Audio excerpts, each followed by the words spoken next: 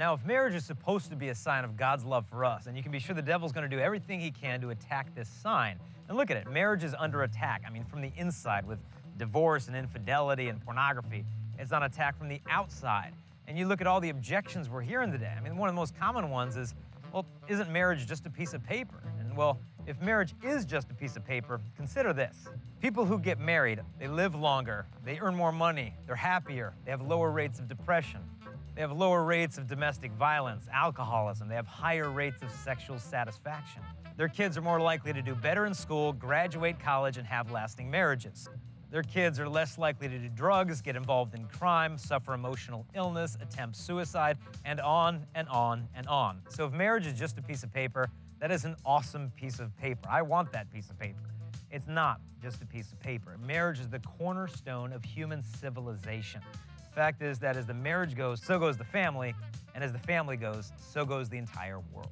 And some people would say, well, I don't get it. I mean, can't I just live with my boyfriend, live with my girlfriend, and pretty much get the same benefits? What's interesting is people who cohabit, who live together without actual marriage, actually have the opposite benefits. They have higher rates of divorce, higher rates of infidelity, higher rates of abuse. It doesn't pan out. A lot of people have been raised in homes that were divorced and were kind of afraid to get married because, you want to kind of dip your toe in the water and kind of see if we're going to be compatible. But the fact is, successful marriages are not the result of perfect compatibility. It's about learning how to love and forgive the imperfect person that you've chosen to marry. And the very idea of test driving marriage is impossible. You can't test drive something that by its very nature is permanent. And especially girls, I mean, think about it.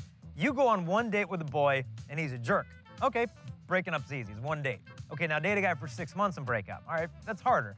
But now you sleep with a guy. Now you move in with him, and then it dawns on you that he's not the right one for you. Do you know how hard it is to let go when you've given away so much? Girls don't want to. They want to stay put, fix the guy, but the relationship is done before it begins. He doesn't change for the better. She typically changes for the worst. And so if marriage and the union of a man and a woman are supposed to be a sign of God's love for us, what is cohabitation a sign of? That God's in this relationship until it doesn't pan out and then he's got an exit? This isn't God's love for us. Another way that marriage is under attack today is this idea that anybody can marry anybody. And when people in the world hear that the church does not endorse same-sex marriage, you get a lot of comments like, well, the church hates gays and the church is bigoted against gays. But look, it's just that I believe that God is the one who defined marriage as one man and one woman, and the church doesn't even have the authority to redefine that. Because if we do, then anybody can say who gets married. Well, a man can marry a man. The fact is, if everybody gets to create their own definition of marriage, then we need to take God's idea of it and put it off to the side. And some people object, say, look, I'm just opposed to legislating morality. Well, think about that statement. How much of legislation is based on morality? I mean, burglary, perjury, illegal drugs, it's all based on morality, why you can't perform these acts. And in the end, those who do have same-sex attractions are called to love.